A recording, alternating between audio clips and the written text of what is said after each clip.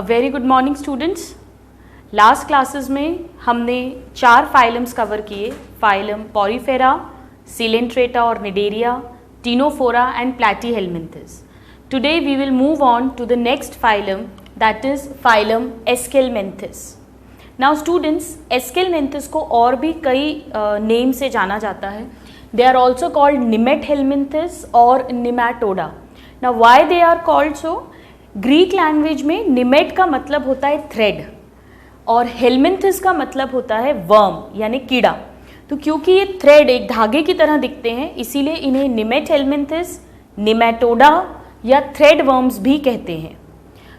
They are also called round worms. अगर आपको याद हो, लास्ट फाइलम में हमने जो प्लैटीहेलमिंथिस रीड किए थे उन्हें हम फ्लैट वर्म्स बोलते थे क्योंकि वो चपटे थे। दे वर डॉर्सो वेंट्रली फ्लैटेंड। जबकि जो राउंड वर्म्स होते हैं ये सिलेंड्रिकल बॉडी होती है और इनकी जो बाउंड्रीज होती हैं they are perfectly round in shape. So let us first write why they are called round worms. So they are called round worms because they have, or we can say that they appear circular in cross section. That means they have a cylindrical body with a perfectly round or a circular periphery. Cross section. Hence called roundworms.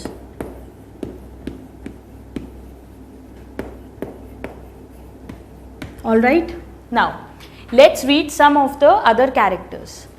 ये जो organisms होते हैं ये triploblastic होते हैं, जो कि हम पहले रीड कर चुके हैं। और by triploblastic what do we mean, अब तक आपको लर्न होना चाहिए। ट्रिप्लोब्लास्टिक का मतलब है कि इनमें 3 जर्म लेयर्स पाई जाएंगी। That means they will have an outer ectoderm, an inner endoderm and a middle mesoderm. So all the 3 germ layers are found in roundworms or Aschelminthes animals. Now ये जो phylum है students, ये बहुत important है evolutionary point of view से।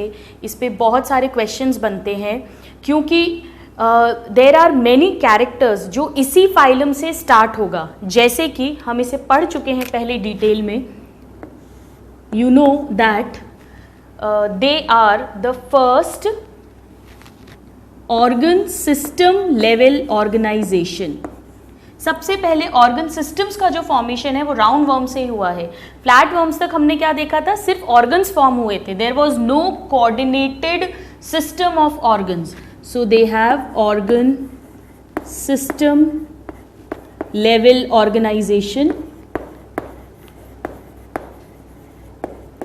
और question पूछते हैं कि किस फाइलम से ऑर्गन सिस्टम लेवल स्टार्ट हुआ, तो उसका यही आंसर होगा। So let us write organ system level organization started from this phylum. ये बहुत इंपॉर्टेंट क्वेश्चन है हमारे MCQs का। It started, all right, organ system. Organ system यहाँ से स्टार्ट हुआ, यानी इसका मतलब है कि आगे जितने भी हम फाइलम्स पढ़ेंगे, Annelida, arthropoda, Mollusca, Echinodermata, Hemichordata, Chordata, उन सब में क्या मिलेंगे, ऑर्गन सिस्टम्स मिलेंगे। नाउ इसी फाइलम से स्टार्ट हुआ tube within tube body plan. Students अगर आपको याद हो, हमने पढ़ा था कि ये हमारी बॉडी वॉल है। All right, this is the body wall और let us say this is the alimentary canal or the gut. अभी तक जो लोअर ऑर्गेनिजम्स हमने पढ़े, सिलेंट्रेटा, टीनोफोरा एंड प्लैटीहेलमिंथिस, उन तीनों की गट में सिंगल ओपनिंग थी जो माउथ और एनस दोनों की तरह एक्ट कर रही थी। बट यहाँ से पहली बार गट जो है उसकी 2 ओपनिंग्स प्रेजेंट हुई हैं।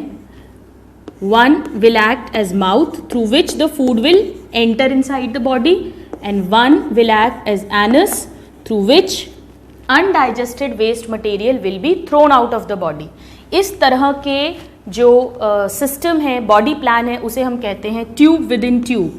So they have tube within tube body plan, और ये भी इसी फाइलम से स्टार्ट हुआ है और आगे सभी फाइलम्स में ऐसा ही बॉडी प्लान मिलेगा. So tube within tube body plan started from this phylum. ये दोनों ही बहुत इंपॉर्टेंट क्वेश्चंस हैं, ये डायरेक्ट पूछते हैं. ऑल राइट, सो tube within tube body plan. Now क्योंकि इसमें tube within tube body plan है, तो इसकी जो एलिमेंट्री कैनाल है उसे हम कंप्लीट एलिमेंट्री कैनाल कह सकते हैं. यानी एक ऐसी एलिमेंट्री कैनाल जिसकी 2 ओपनिंग्स हैं, 1 माउथ एंड 1 एनस. अगर आपको याद हो, हमने प्लैटीहेल्मिन्थिस की एलिमेंट्री कैनाल को इनकम्प्लीट कहा था क्योंकि वहां पर एक ही ओपनिंग थी. So they have complete alimentary canal. This also started from this phylum. ये सब इंपॉर्टेंट क्वेश्चंस हैं हमारे प्री मेडिकल एग्जाम्स के. ये बहुत इंपॉर्टेंट लिंक है जिसमें कई सारे हायर एवोल्यूशनरी कैरेक्टर्स हमको देखने को मिल रहे हैं. And what do we mean by complete alimentary canal? It means it has 2 openings. 2 openings. और क्या है वो दोनों openings? One is the mouth and one is the anus. All right. So इसी फाइलम से ऑर्गन सिस्टम स्टार्ट हुआ बनना. Tube within tube plan इसी फाइलम से स्टार्ट हुआ है और कंप्लीट एलिमेंट्री कैनाल भी यहाँ से डेवलप हुई है. Now let's talk about the symmetry. Last phylum यानी प्लैटीहेल्मिन्थिस से ही जितने भी एनिमल्स हैं वो सब कैसे होंगे? बायलेटरल सिमेट्री को शो करेंगे. बायलेटरल सिमेट्री से हम क्या समझते हैं? Bilateral means that their body can be divided into 2 equal halves by a single vertical plane passing through the center of body. इसका मतलब है कि इनके राइट और लेफ्ट हाफ एक दूसरे की मिरर इमेजेस होंगी, बिल्कुल जैसा कि हम ह्यूमंस में होता है. So they also show bilateral symmetry. Now let's move on to some other characters of this phylum.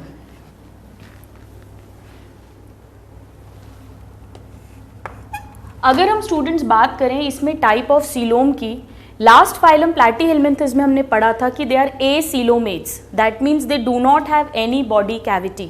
लेकिन जो एस्किलमिन्थिस होते हैं हम डिटेल में पढ़ चुके हैं. सपोज ये इनकी बॉडी वॉल है, all right, and this is surrounded by outer ectoderm.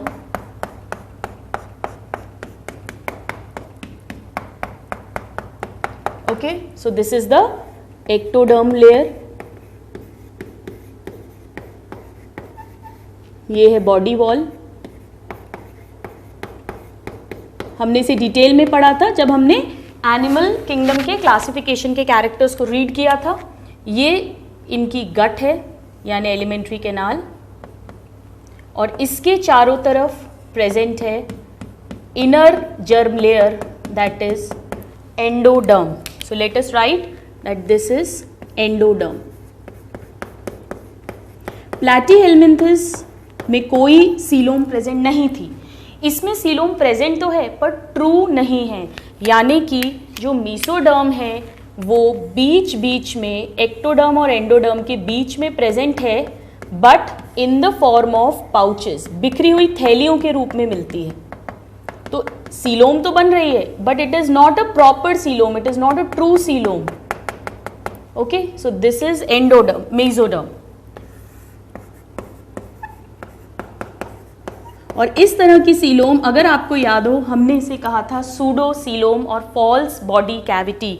So now let us write that these animals are pseudocoelomates. इस पे डायरेक्ट क्वेश्चन पूछते हैं.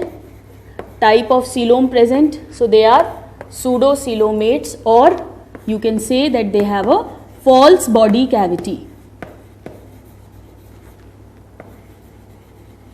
And what do we mean by false body cavity? It means that mesoderm is present किसके बीच में? Between ectoderm and endoderm and endoderm as scattered pouches. This is the definition for pseudocoelom. Example बहुत important है कि round worms are the pseudocoelomates. So this is a very important point from your question point of view. Now students, let's talk about the habitat of these organisms. Round worms जो होते हैं ये mostly parasites होते हैं. They are mostly parasitic and they may also be free living. So they are mostly parasites. That means they will live inside the body of host. ये host कोई plant भी हो सकता है and they can also live inside animals. हम लोग read करेंगे इस क्लास में कई सारे पैरासिटिक राउंड वर्म्स जो ह्यूमन बॉडी के अंदर रहते हैं. P means parasite, means poor quality guest, so they will cause disease to our system, and they can also be free living. So some are free living. जो free living forms हैं वो land पे भी मिल सकते हैं. That means they can be terrestrial and they can also be found in water, so they can be aquatic. They can be found in both types of water, in fresh water or in marine water. So this is about the habitat of roundworms. Now let us talk about some more characters of roundworms. Roundworms की अगर हम body wall को discuss करें, इसकी जो body wall है उसके कुछ बड़े important characters हैं. ये 3 layers में होती है. इसमें जो सबसे आउटर मोस्ट लेयर है that is called cuticle. Cuticle के ठीक नीचे जो लेयर होती है उसे कहते हैं एपिडर्मिस, और एपिडर्मिस के नीचे मिलती है मस्क्यूलर लेयर.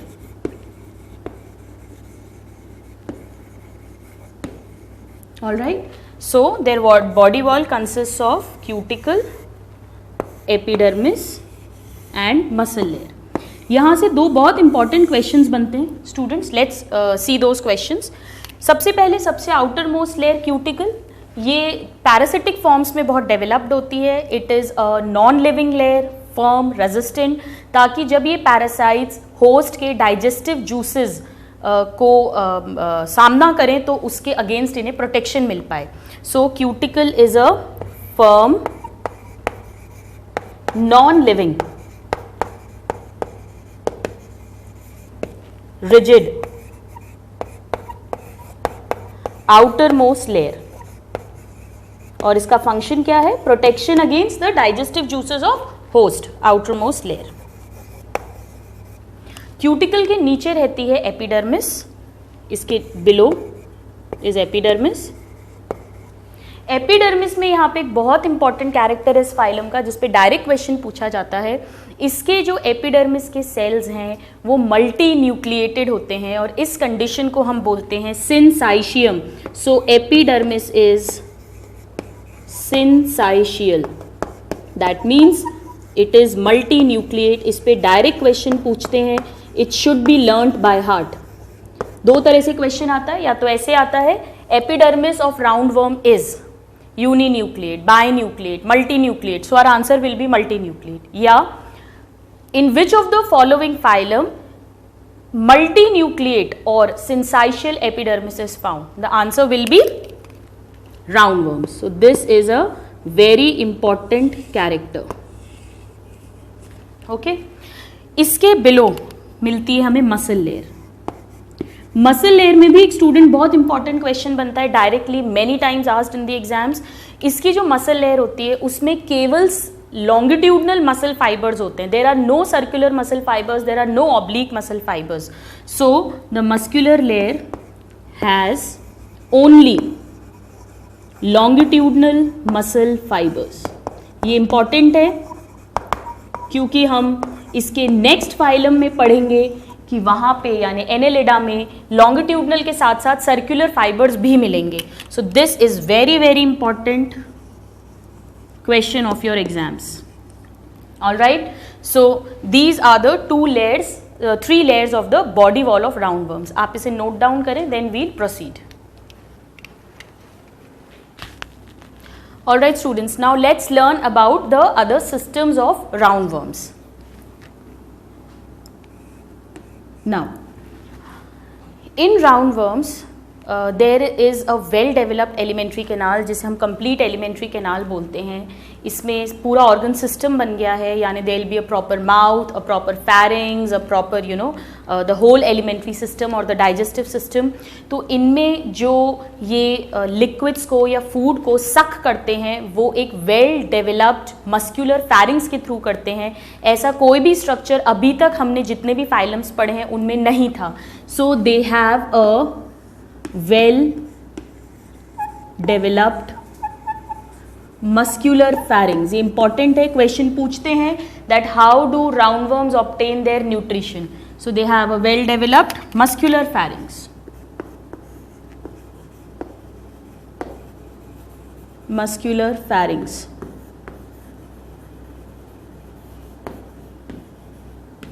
और इसी मस्क्यूलर फैरिंग्स की हेल्प से ये क्या करते हैं, दे सक food from host. Okay, so this is a very very important question for your exams. Now let us talk about a very important character of roundworms जो और किसी फाइलम में नहीं मिलता है. राउंडवर्म्स ऐसा फाइलम है जिसकी पूरी लाइफ साइकिल में जब से वो बॉर्न होगा तब से लेके जब तक वो डाई होगा किसी भी स्टेज में कभी भी सीलिया या फ्लैजिला नहीं मिलेंगे. अब आप सोच रहे होंगे कि ह्यूमंस में कौन से सीलिया फ्लैजिला मिल रहे हैं. हमारी बॉडी में कई जगह सीलिया होते हैं. जैसे हमारे जो फैलोपियन ट्यूब्स हैं जो एग्स को ट्रांसपोर्ट करते हैं उनमें छोटे छोटे सीलियाज प्रेजेंट होते हैं. हमारी जो ट्रेकिया है, विंड पाइप, उसमें भी सीलिया प्रेजेंट होते हैं ताकि हमारी डस्ट को वो बाहर निकाल सके. और बेस्ट एग्जाम्पल हमारा जो ह्यूमंस का जो स्पर्म होता है उसकी जो टेल होती है कुछ इस तरह से, this is an example of flagella. तो जो कॉडेट्स हैं, हायर एनिमल्स हैं, उनमें भी कभी ना कभी फ्लैजिला या सीलिया उनकी लाइफ में मिलते ही मिलते हैं. But this is the only phylum in which no cilia and no flagella is found. So it is a very unique character. Let us write, इस पे क्वेश्चन पूछते हैं एग्जाम में. No cilia or flagella is found in life cycle. किसी भी stage में कभी भी नहीं मिलेगा. That is even their sperms are tailless. Normally जितने भी मल्टी सेल्यूलर एनिमल्स हैं उन सबके स्पर्म्स जो हैं वो मोटाइल होते हैं और एग जो है वो नॉन मोटाइल होता है. और स्पर्म की जो मोटिलिटी है वो इसी फ्लैजिला के कारण होती है. बट यहाँ पर even sperms are tailless. This is very important, ये पूछते हैं students. Even sperms are tailless. Question आता है sperms are tailless in roundworms. Alright, so no cilia और flagella. And second important is that sperms are tailless. ये दोनों ही exams के question हैं. फिर स्पर्म्स कैसे मूव करेंगे, हाउ विल दे मूव. ना इन पे सीलिया है, ना इन पे फ्लैजिला है, ना स्पर्म्स के पास हमारी तरह पैर हैं. फिर ये कैसे मूव करते हैं, they move by pseudopodial movement. आपको याद है जब हमने अमीबा पढ़ा था तो अमीबा फॉल्स फीट बनाता था, ठीक उसी तरह इसके स्पर्म्स मूव करते हैं. So let us write that how do they move then, moves by pseudopodial movement. एक बार क्वेश्चन पूछा गया है. सूडोपोडियल, और सूडोपोडियल मूवमेंट को ही हम अमीबॉइड मूवमेंट बोल सकते हैं क्योंकि अमीबा शो करता है. So amoeboid movement. Alright, so this is a very very unique character, a question which has been often asked in the various entrance exams. आइए अब इसके कुछ और कैरेक्टर्स हम रीड करते हैं. Late us first talk about the excretory system. Students, अगर आपको याद हो, हमने प्लैटीहेल्मिन्थेस में पढ़ा था, वहाँ पर एक्सक्रीटरी ऑर्गन बनना शुरू हो गया था जिसे हमने नाम दिया था फ्लेम सेल। आपको याद होगा, मैंने बताया था कैंडल की जो लौ है उसकी झिलमिलाहट की तरह दिखता है वो, so that was called flame cell. यहाँ पर भी एक्सक्रीटरी ऑर्गन फॉर्म हो गया है, पर वो एच शेप का होता है। So let us write excretory organ, what it is H shaped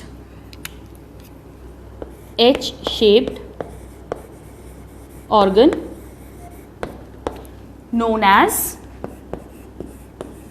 रेनिट cell और सोलेनोसाइट्स। ये नाम आपको बिल्कुल अच्छे से लर्न होना चाहिए। So they are called renette cells और सोलेनोसाइट्स, दोनों पे ही क्वेश्चन पूछते हैं। प्लैटीहेल्मिन्थेस में फ्लेम सेल मिल रहा था एक्सक्रीशन के लिए, राउंड वर्म्स में रेनिट सेल मिलते हैं एक्सक्रीशन के लिए। और ये किस टाइप के नेफ्रीडिया है, किस टाइप का एक्सक्रीटरी ऑर्गन है? Protonephridia type. फ्लेम सेल भी प्रोटोनेफ्रीडिया टाइप के ही होते हैं, पर इनका स्ट्रक्चर डिफरेंट है, इसीलिए इनको हमने अलग अलग नाम दिया है। पर टाइप अगर पूछेंगे तो it is protonephridia only. Alright, now students, let's learn few more important characters about them. आप पहले इसको नोट डाउन करें, फिर हम लोग आगे बढ़ते हैं। तो ये थे इसके एक्सक्रीटरी ऑर्गन। आइए अब देखते हैं कि इसमें रेस्पिरेशन कैसे होता है, सर्कुलेशन कैसे होता है और इसका स्केलेटल सिस्टम में कौन से स्पिक्यूल्स मिलते हैं। सो स्टूडेंट्स, राउंड वर्म्स में स्केलेटल सिस्टम एब्सेंट होता है, रेस्पिरेटरी सिस्टम एब्सेंट होता है और सर्कुलेटरी सिस्टम भी एब्सेंट होता है, ठीक जैसा कि हमने प्लैटीहेल्मिन्थेस में पढ़ा था। So let us write that skeletal, respiratory and circulatory। circulatory मतलब जो ट्रांसपोर्टेशन ऑफ मटेरियल के लिए रिस्पॉन्सिबल है, एंड सर्कुलेटरी सिस्टम्स एब्सेंट।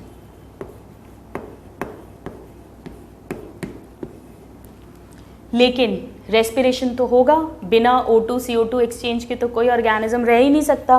तो कैसे रेस्पिरेशन करेगा? जैसे अभी तक सारे ऑर्गेनिजम्स कर रहे हैं। अभी तक हमने कहीं भी रेस्पिरेटरी ऑर्गन का नाम नहीं लिया है, हर जगह हमने पढ़ा है कि रेस्पिरेशन कैसे हो रहा है, by simple diffusion through general body surface. That same way here also it happens. So exchange of gases, कौन सी गैसेस हैं ये? They are mainly O2 and CO2। So exchange of gases occurs by diffusion, that is from higher concentration to lower concentration through body surface.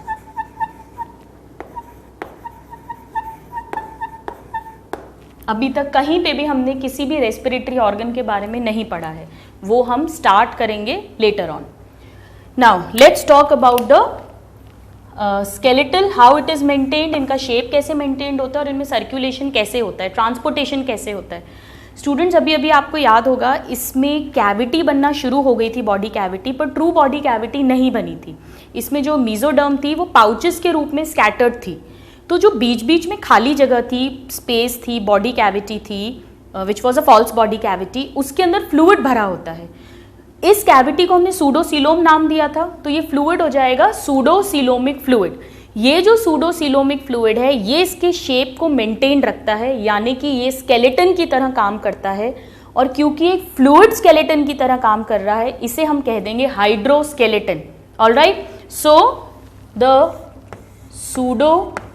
pseudocoelomic fluid, that is the fluid which is filled in the pseudocoelom, pseudocoelomic fluid। ये क्या काम करता है? ये दो काम करेगा। Number 1, दो फंक्शंस हैं इसके। It maintains body shape, maintains body shape, okay, that means it forms hydroskeleton. ये इंपॉर्टेंट है, ये क्वेश्चन पूछते हैं कि hydroskeleton of round worms is made up of या is formed by, so it is formed by the pseudocoelomic fluid. This is the first function of pseudocoelomic fluid. Now what is the second function? यही जो pseudocoelomic fluid है, इसी के through substance का transportation होगा, materials का circulation होगा। सो the second function is transportation of material. That means it will act as circulatory system also.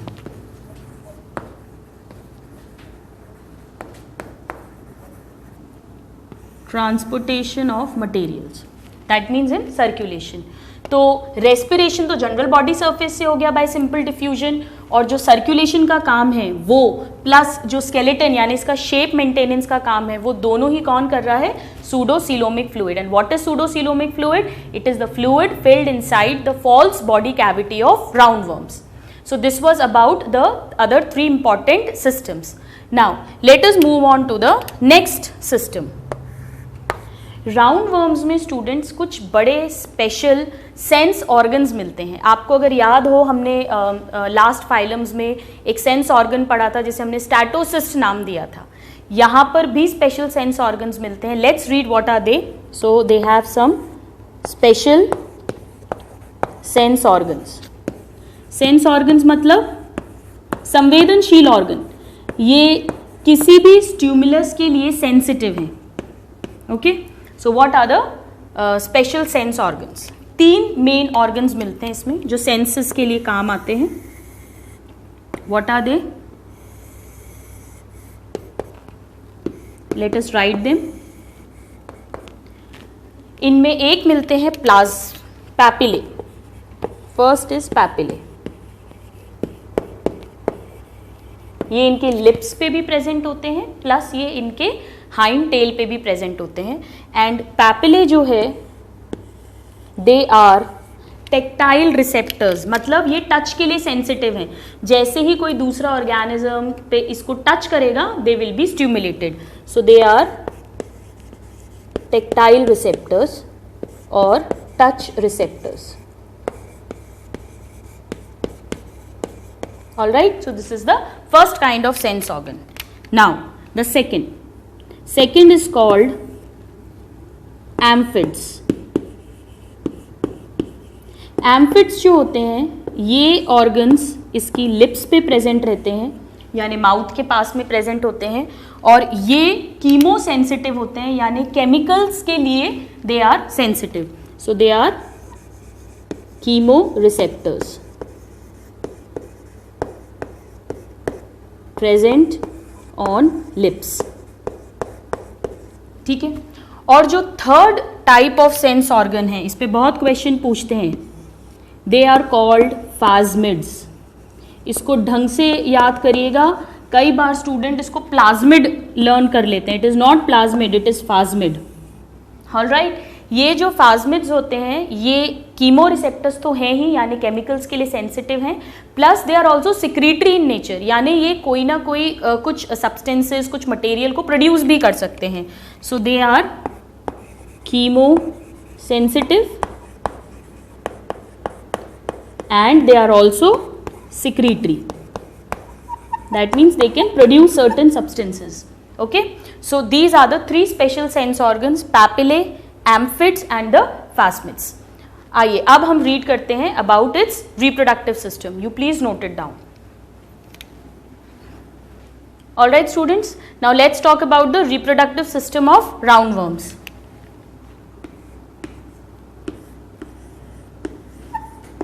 Reproduction.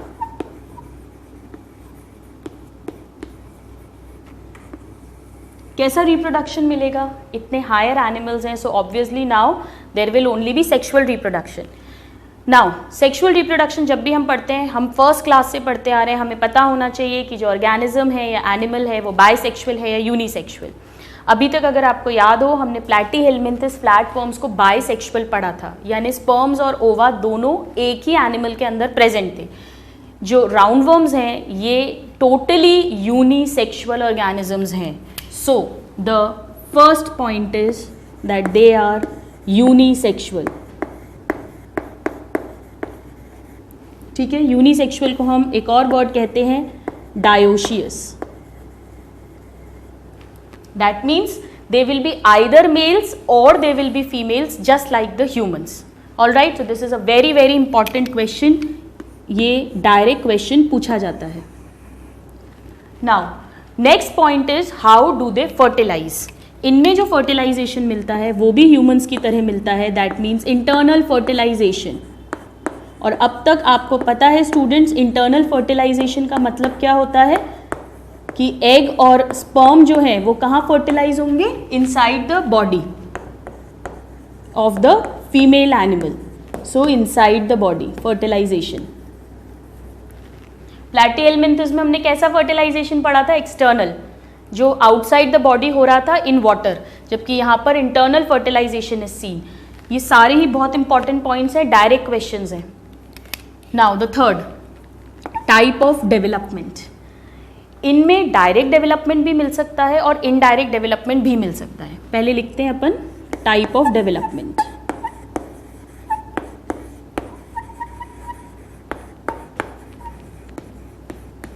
Alright, so they can have both direct development and some roundworms have indirect development. ये पहला phylum है students जहाँ पर हमने direct development की बात की है. अभी तक चारों फाइलम्स में इनडायरेक्ट डेवलपमेंट था, यानी कोई ना कोई लार्वल स्टेज प्रेजेंट थी. हम जानते हैं लार्वा हम तब कहते हैं जब वो अपने अडल्ट से बहुत डिफरेंट होता है. So what do we mean by larval stage? Larval stage means that the young one resembles adult. और इनडायरेक्ट डेवलपमेंट का मतलब क्या होता है? That larval stage is present. इसमें कई सारी लार्वल स्टेजेस प्रेजेंट होती हैं, जिनमें से हमें एक नाम अच्छे से लर्न होना चाहिए जो क्वेश्चन पूछा जाता है. Example is rhabditiform larva of Ascaris. Ascaris एक राउंड वर्म है जिसमें लार्वल स्टेज बनती है, जिसे रैप्डिडीफॉर्म लार्वा कहते हैं. Larva of Ascaris. This should be learned by heart. Alright, so the development may be direct और इनडायरेक्ट. यहाँ पे स्टूडेंट्स अब जो हम नेक्स्ट पॉइंट पढ़ने वाले हैं रिप्रोडक्शन में, जिसकी हमने अभी तक कभी बात नहीं करी, क्योंकि ये पहले हैं जो टोटली यूनिसेक्सुअल एनिमल्स हैं. इनमें जो मेल है और फीमेल है उसे आप बाहर से देखकर ही पहचान सकते हो कि कौन सा मेल है और कौन सा फीमेल है. जैसे ह्यूमंस की अगर हम बात करें तो ह्यूमंस में भी हम बाहर से with the external appearance we can find out that this is a male and this is a female human being. ठीक इसी तरह से इनको भी आप बाहर से पहचान सकते हैं.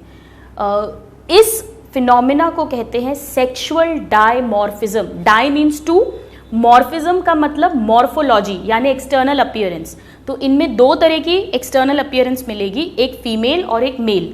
So they show sexual dimorphism. इस कैरेक्टर को हमने अभी तक कभी भी रीड नहीं किया है. Dimorphism seen. Now this is very important. Let's read about this sexual dimorphism. इसका मतलब है बाहर एक्सटर्नल अपीयरेंस से आप पहचान सकते हैं कि ये मेल राउंड वर्म है या फीमेल राउंड वर्म है. अच्छा, ह्यूमंस में कौन लंबा होता है जनरली, मेल्स या फीमेल? मैं सुष्मिता सेन की बात नहीं कर रही हूँ, मैं दीपिका पादुकोण की बात नहीं कर रही हूँ, मैं जनरल बात कर रही हूँ. जनरली कौन लंबा होता है? मेल्स होते हैं. यहाँ पर उल्टा होता है, यहाँ पे फीमेल्स जो है वो लॉन्गर होती हैं. Let's try to understand this with a diagram. कुछ इस तरह से होगा मेल एस्कैरिस. लेंथ में, हाइट में छोटा, और इसकी जो टेल है वो ऐसी मुड़ी हुई यानी कर्व्ड है. Okay, this is a male Ascaris. Alright, ये इसका माउथ होगा यहाँ पे. This is the mouth. Okay, यहाँ इसका एक्सक्रीटरी पोर होता है. This is the excretory pore, जहाँ से रेनेट सेल्स ओपन करके बॉडी के मेटाबॉलिक वेस्ट को बाहर फेंकेंगे. ऑलराइट, इसमें अभी एक और पोर होगा जो अभी हम थोड़ी देर में बनाएंगे. And now let's draw first a female Ascaris. Female Ascaris इससे लंबी होती है और स्ट्रेट होती है, उसकी जो टेल है वो कर्व्ड नहीं होती है। So we'll draw it like this, this is a female Ascaris. उल्टा है, ह्यूमंस में मेल लंबे, राउंड वर्म्स में फीमेल लंबी। याद रखने का तरीका, इट इज ऑपोजिट। ये इसका माउथ हो जाएगा और ये इसका एक्सक्रीटरी पोर है, ठीक है। Let us label it, this is the mouth and this is the excretory pore, excretory pore, okay. और मेल की जो टेल है, दिस टेल, ये कैसी है, इट इज कर्व्ड टेल। जबकि फीमेल्स का जो कॉडल एरिया है, हाइंड एरिया है, ये कैसा है, it is straight tail, straight tail, ठीक है। तो आइए पहले अपन इसके कुछ पॉइंट्स ऑफ डिफरेंस लिख लेते हैं। यहां पर हम लिखते हैं मेल एस्कैरिस और इसके फीचर्स हम पढ़ेंगे in contrast to female Ascaris. Alright, so the first point of difference,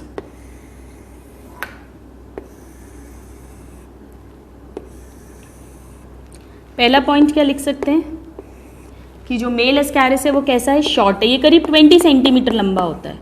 जबकि जो फीमेल एस्कैरिस है वो कैसी है, it is long, about 30 centimetres, ठीक है। This is the first point of difference. Now the second point of difference, इसकी जो टेल है वो है कर्व्ड टेल मेल्स में और फीमेल्स में है स्ट्रेट टेल। स्टूडेंट्स, ये सब क्वेश्चंस हैं एग्जाम में जो पूछे जाते हैं, so they have a straight tail. Alright, now क्योंकि ये मेल्स हैं, मेल को फीमेल की बॉडी के अंदर स्पर्म्स को डिपॉजिट करना है, तो इनके पास इंटरकोर्स के लिए, कॉप्यूलेशन के लिए एक ऑर्गन प्रेजेंट होता है। ह्यूमंस में उस ऑर्गन को पेनिस बोलते हैं और इनमें उसे पीनियल सिटी बोलते हैं। ऑलराइट, सो मेल्स हैव 2 पीनियल सिटी और ये क्या है, दे आर कॉप्यूलेटरी ऑर्गन। जबकि फीमेल में ये ऑर्गन क्या होगा, this will be absent. Okay, let's label it in the diagram, this is the penial setae, जिसे हम केवल मेल एस्कैरिस में ड्रॉ कर रहे हैं। Alright, now the fourth difference, males के अंदर हमें 3 ओपनिंग्स मिलती हैं। एक तो mouth, okay, this is the first opening, ये सेकंड है एक्सक्रीटरी पोर, तो पहले लिख लेते हैं, इसमें है 3 ओपनिंग्स आउटसाइड बॉडी जो खुलेंगी। And what are they are mouth, then excretory पोर,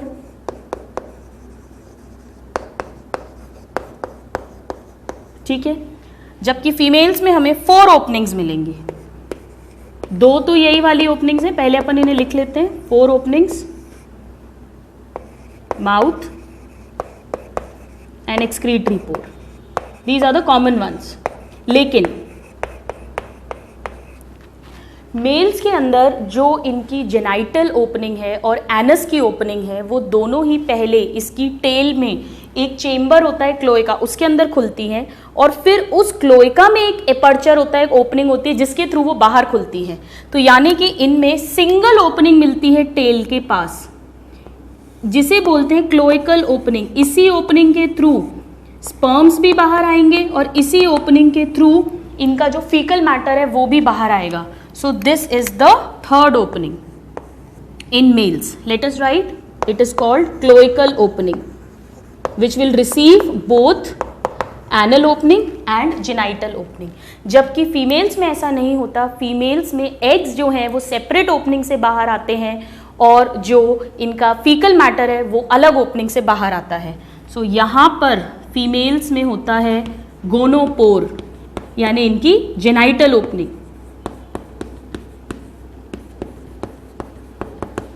और सेपरेट टेल पे मिलेगा हमको इधर anus। So this is the anus or the anal opening। All right, so they have in total the females have how many openings? They have 4 openings. This is the third one and this is the fourth one. So let us write, they have gonopore and anal opening. So these are the points of sexual dimorphism between male and female ascaris. आप इसे note down करें, then we'll read the examples of roundworms. Alright students, now let's talk about the examples of roundworms और Aschelminthes. आइए, इसके examples को हम 2 headings में पढ़ेंगे. They can be free living roundworms or there can be parasitic roundworms, जैसा कि हमने इस क्लास के स्टार्टिंग में डिस्कस किया था. So the first is free living roundworms. Free living means they are not dependent on any host. They can live their life on their own. Free living roundworms.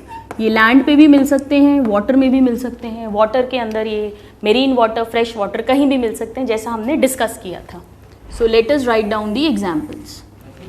Okay. Now, इसमें हमें 3 examples learn करने हैं. Number 1, Trilobus.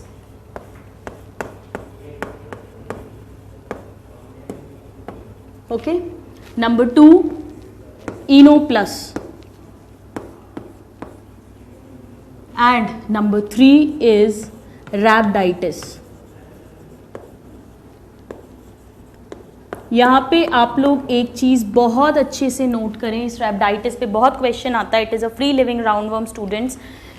ये जो रैप्टाइटिस है, यही terminology अगर आपको याद हो हमने प्लैटीहेल्मिन्थिस में पढ़ी थी. जो फ्री लिविंग एक्वाटिक प्लैटीहेल्मिन्थिस थे, जिसे क्लास टर्बिलेरिया हमने क्लासिफाई किया था, उसमें हमने पढ़ा था कि इनमें एक mucus producing rod like structure मिलता है, उसे भी हमने रैप्टाइटिस नाम दिया था. पर यहाँ स्पेलिंग डिफरेंट है. वहाँ पर रैप्टाइटिस की स्पेलिंग में TES था, जबकि ये TIS है. ये सॉइल में मिलता है and it is a free living roundworm. Now let's talk about the parasitic roundworms. This is very very important students. Parasitic roundworms के ऊपर डायरेक्ट क्वेश्चंस पूछे जाते हैं एग्जाम्स में.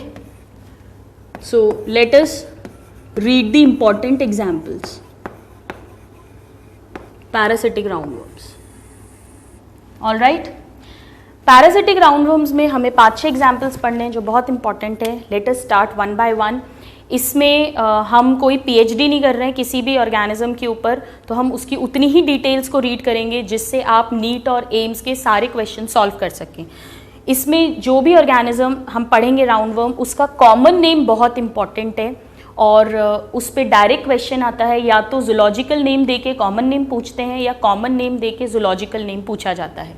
So the first one is Ascaris lumbricoides. Ascaris lumbricoides. ये एक बहुत common roundworm है. अगर इंडियंस की बात करें तो करीब 60 to 70% इंडियंस की जो स्मॉल इंटेस्टीन है उसमें ये वाला राउंडवर्म आपको मिलेगा ही मिलेगा. All right, so it is a common, ये मोनोजेनेटिक पैरासाइट है, यानी सिर्फ एक ही होस्ट होता है इसका, human.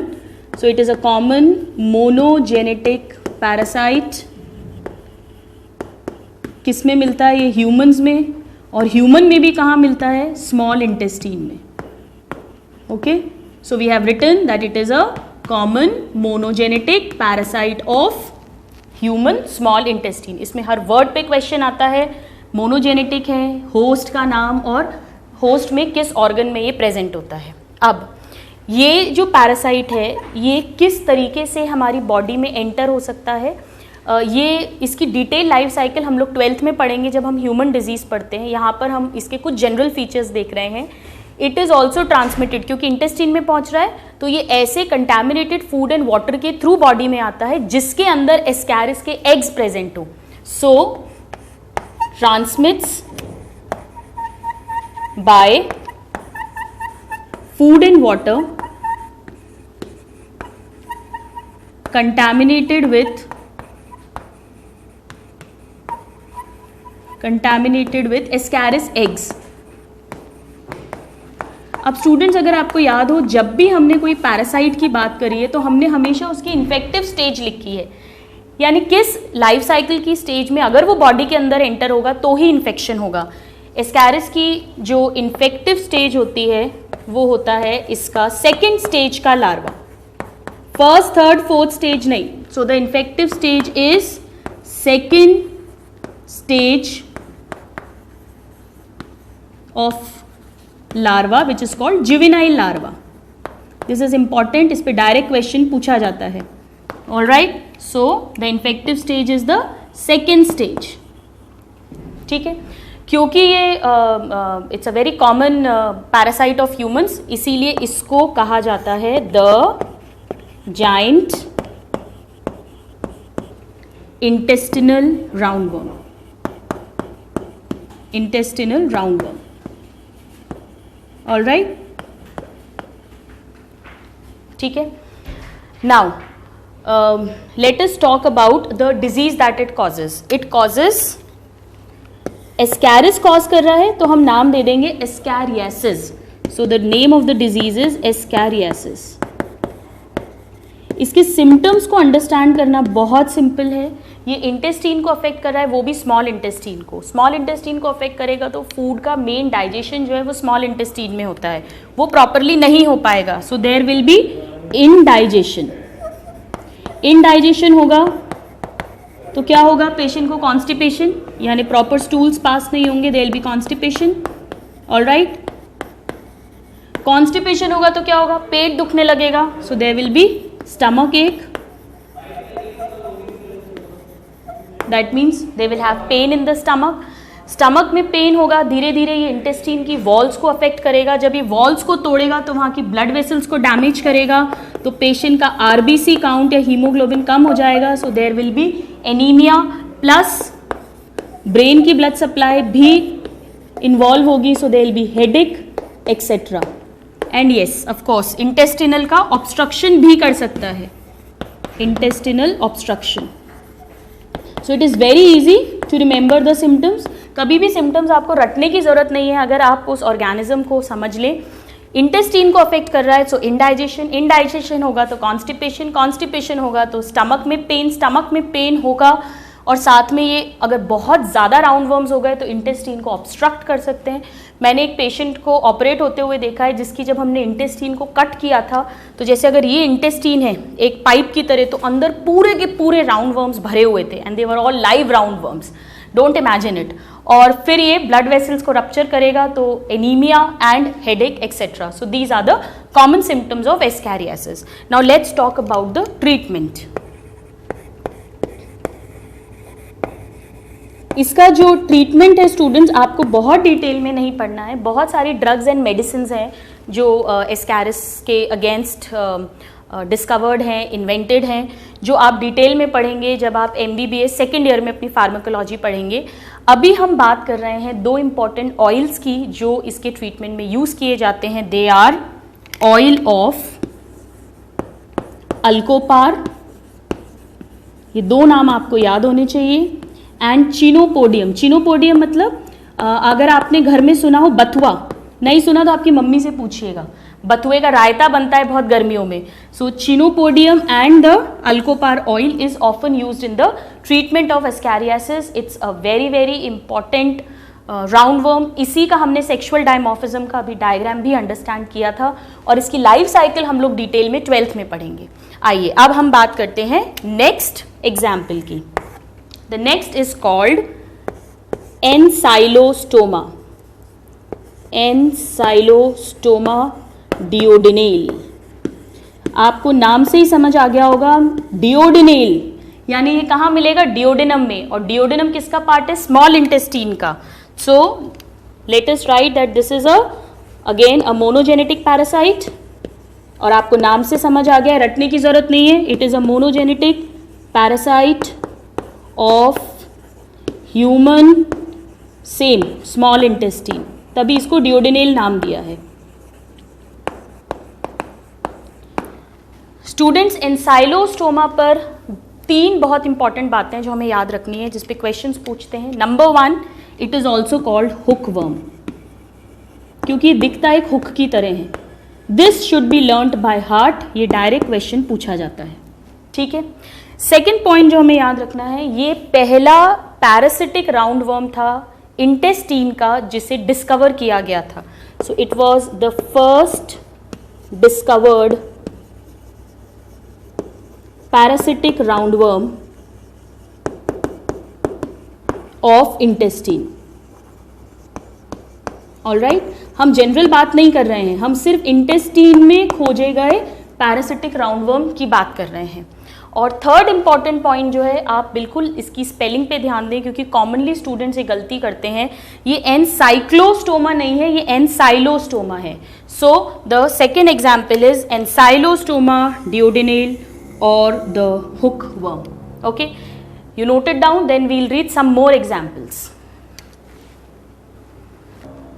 Now let's read the third example. Third example जो है, इसे कहते हैं वुकरेरिया बैनक्रॉफ्टाई. इसकी स्पेलिंग बहुत ध्यान से आप लोग लर्न करें, क्योंकि इसमें 2 बार ER आता है. It is called Wuchereria bancrofti. इसका कॉमन नेम बहुत इंपॉर्टेंट है. सभी के कॉमन नेम्स पे डायरेक्ट क्वेश्चंस आते हैं. I am again repeating, it is also called filarial worm. इसके बारे में आपने ज़रूर पढ़ा होगा, सुना होगा. मैं जैसे ही नाम लूँगी आपको तुरंत याद आ जाएगा. आपने सुना है हाथी पाँव रोग, जिसमें पैर एकदम मोटे मोटे हाथी जैसे हो जाते हैं. वो इसी राउंड वर्म से इन्फेक्शन के कारण होते हैं. सो this is a digenetic parasite. अभी तक हमने दोनों मोनोजेनेटिक पढ़े थे. सो this is a digenetic parasite. और अगर ये डाइजेनेटिक है, यानी इसके कितने होस्ट होंगे? It will have 2 host. ये चीज हम अब जानते हैं. इनका जो प्राइमरी होस्ट है, जिसमें ये डिजीज कॉज करेंगे, वो हम ही हैं. हम ही सबके टारगेट हैं, सारे राउंड वर्म्स के.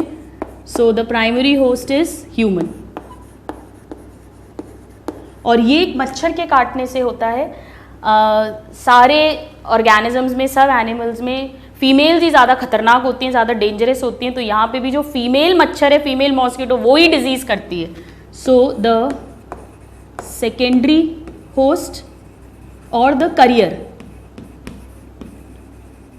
of this roundworm is female Culex mosquito. ये नाम बिल्कुल अच्छे से याद करें, क्योंकि हम लोग 3 फीमेल मॉस्किटोज पढ़ेंगे. फीमेल एडीज जो डेंगू कॉज करेगी, फीमेल एनाफिलीज जिसको हम मलेरिया जब हमने पढ़ा था तब रीड किया था, and this is female Culex mosquito. इस पे डायरेक्ट क्वेश्चन पूछा जाता है. It should B learned by heart. Alright, now humans में ये कौन सी डिजीज करते हैं? In humans it cause filariasis. Filarial worm है तो हमने नाम दे दिया फिलारियासिस. या हाथी जैसे पाँव हो जाते हैं. सो this is also called elephantiasis. Elephant से आप इसे याद रख सकते हो. एलिफेंटियासिस ये किस में हो रही है? ह्यूमंस में. और एलिफेंटियासिस में क्या होता है? इसमें बेसिकली जो हमारी लिम्फैटिक वेसल्स हैं उनमें स्वेलिंग आ जाती है, इन्फ्लेमेशन हो जाता है और वो ऑब्स्ट्रक्ट हो जाती हैं. ऑब्स्ट्रक्ट होने के कारण लिम्फ जो है वो ऊपर बॉडी में नहीं बह पाता, वो नीचे ही इकट्ठा हो जाता है and the limb become swollen. ये हमारे लिम्स को भी अफेक्ट करती है और मेल्स में ये स्क्रॉटम को भी अफेक्ट करती है. So what happens in elephantiasis? There is inflammation. ये क्वेश्चन पूछते हैं. Inflammation and obstruction of lymphatic vessels. This is important. यहाँ पे कोई इंटेस्टाइन इन्वॉल्व नहीं हो रही है. Of lymphatic vessels.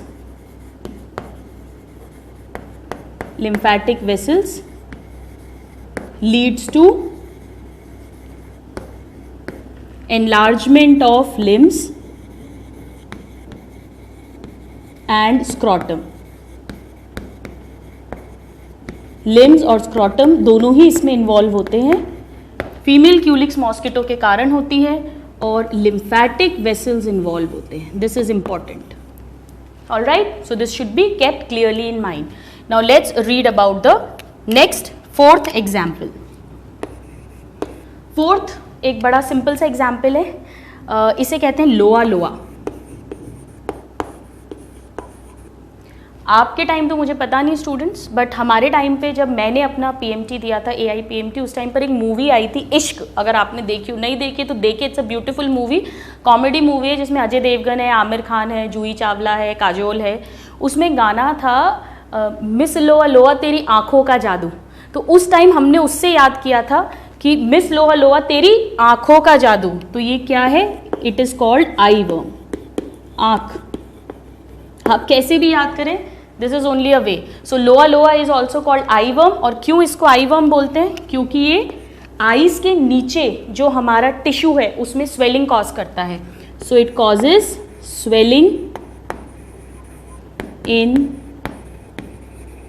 Subcutaneous tissue of eyes, इसीलिए इसे कहते हैं आई वर्म।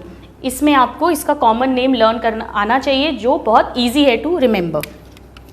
नाउ द नेक्स्ट जो है ये बिल्कुल एक कोड़े की तरह या हंटर की तरह लगता है।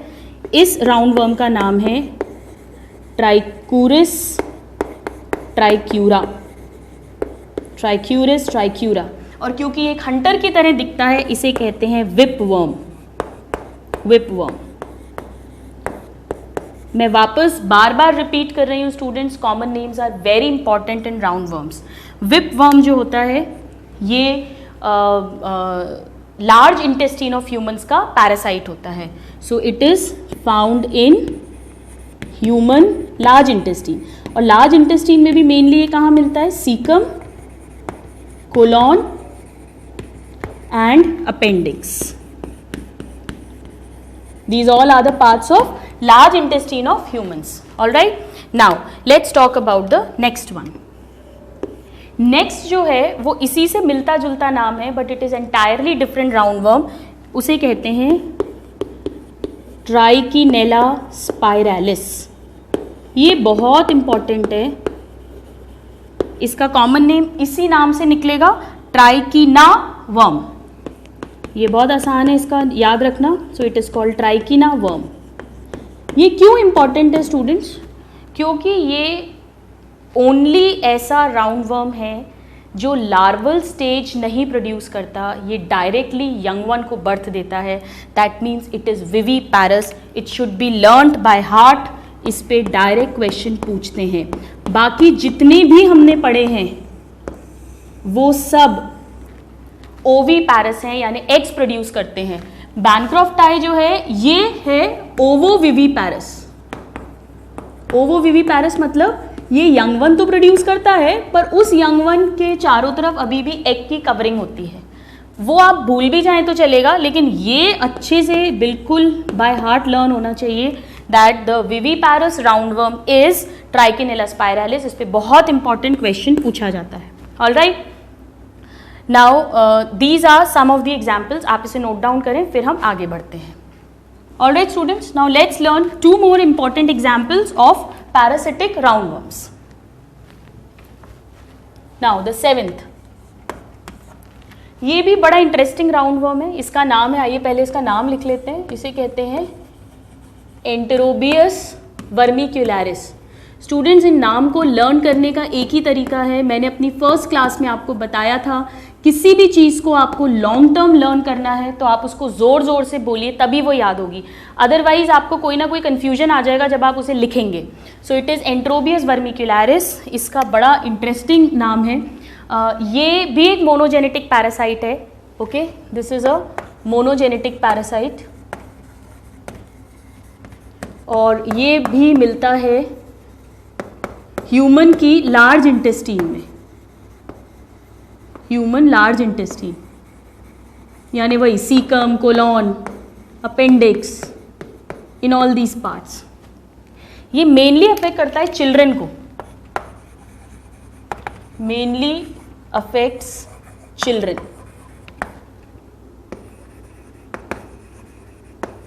अब इसका कॉमन नेम अभी हमने लिखा नहीं, हम लिखेंगे, पहले इसको समझ लेते हैं ताकि हमें याद करना इजी हो जाए। ये बच्चों में एक डिजीज़ करता है जो बड़ी इंटरेस्टिंग है, बड़ी फ़नी सी डिजीज़ है। आपको हो सकता है अभी हंसी आए, बेचारे बच्चे तो बहुत परेशान होते हैं। अगर कभी आपके साथ हुआ हो या आपने घर में देखा हो, जो छोटे बच्चे होते हैं उनको जो एनस है उसके जो आसपास का एरिया है वहाँ पे चुनमुने काटते हैं, वो बोलते हैं मुझे चुनमुने काट रहे हैं। चुनमुने मतलब उन खुजली सी होती है, इचिंग होती है, उस डिजीज को हम कहते हैं Chunna disease. Okay, so they cause Chunna disease. ये बहुत इंपॉर्टेंट है, इस पे क्वेश्चन पूछते हैं, तो बच्चे के चुनमुने को लाइटली नहीं लेना है। It causes Chunna disease. और चुन्ना डिजीज में क्या होता है, देयर इज इचिंग यानी खुजली। कहाँ पे, एनस के चारों तरफ, क्योंकि लार्ज इंटेस्टाइन में मिल रहा है तो एनस में इसके सिम्टम्स बिल्कुल आ सकते हैं। सो इचिंग इन पेरी एनल रीजन यानी अराउंड एनस। क्योंकि उनको चुनमुने काटते हैं, ऐसा लगता है छोटी छोटी पिन चुभ रही हैं, इसीलिए इस वर्म का कॉमन नेम है पिन वर्म। और ये जो पिन्स उन्हें चुभ रही हैं वो उस जगह चुभ रही हैं जब जहाँ पर ये बैठते हैं, उनकी सीट पे, उनकी एनस के आसपास, तो this is also called seat worm. All right, so Enterobius vermicularis very easy to remember. बच्चों में चुन्ना डिजीज करते हैं, पेरी एनल रीजन को इचिंग प्रोड्यूस कर रहे हैं। ऑब्वियसली ये फिर लार्ज इंटेस्टाइन में ही मिलेंगे because anus is a part of large intestine, और पिन जैसा चुभ रहा है सीट वाली जगह पे, so they are also called pin worm और seat worm. Now let's talk about the last example of round worms. मैं लास्ट में लिख रही हूँ क्योंकि ये बहुत ही डेडली, बहुत ही व्हाट शुड आई से, it's a very ugly kind of disease. इस राउंड वर्म को कहते हैं ड्रैकनक्यूलस। नाम में ही आ गया, जैसे कोई ड्रैक्युला हो, so it is called Dracunculus medinensis. इसके कॉमन नेम्स बहुत इंपॉर्टेंट हैं। The common names are called, they are known as guinea worm. Guinea worm इसलिए बोलते हैं क्योंकि जो वेस्ट अफ्रीका का गिनी रीजन है वहाँ पर ये कॉमनली मिलते हैं, और इन्हें फियरी सरपेंट्स भी बोलते हैं। फियरी मीन्स गुस्से में, लाल, और सरपेंट सांप की तरह दिखते हैं, so they are also called fiery serpent worms. Okay, it's very important from your exam point of view. Now these are digenetic parasites. Digenetic मतलब इनके कितने होस्ट होंगे, 2 होस्ट होंगे। एक होगा primary host, one will be secondary host. Primary host कौन होगा, सबके प्राइमरी होस्ट हम ही हैं, सबके सब इंसानों के पीछे पड़े हैं, so the primary host is humans. और जो इनका सेकेंडरी होस्ट है वो एक साइक्लॉप्स है, फ्रेश वाटर साइक्लॉप्स। साइक्लॉप्स जो हैं हम रीड करेंगे, ये आर्थ्रोपोडा फाइलम के मेंबर्स हैं। So the secondary host is fresh water Cyclops. इस पे क्वेश्चन पूछते हैं, it should B learned. Alright, ये जो ड्रैकनक्यूलस है, इसका लार्वा जो है वो वाटर में रहता है, फ्रेश वाटर में। फ्रेश वाटर में रह के ये साइक्लॉप्स की बॉडी के अंदर चला जाता है, और जब ऐसे वाटर का हम इंटेक करते हैं जिसके अंदर ये साइक्लॉप्स होते हैं, तो ये हमारी बॉडी में आ जाते हैं, और हमारी बॉडी में आके जो हमारे स्किन के नीचे का टिश्यू है, below the skin, subcutaneous tissue, वहाँ पर ये प्रेजेंट रहते हैं, और फिर धीरे धीरे ये स्किन में फफोले या ब्लिस्टर्स करते हैं, और रप्चर भी हो सकता है, वहाँ पे अल्सर्स भी बन सकते हैं। सो they are subcutaneous parasite. Sub means below and cutaneous word skin के लिए यूज करते हैं, so they are subcutaneous parasite. That means they will be present below skin. और skin की से ही related ये disease cause करते हैं, जिसे हम कहते हैं they cause नारू disease.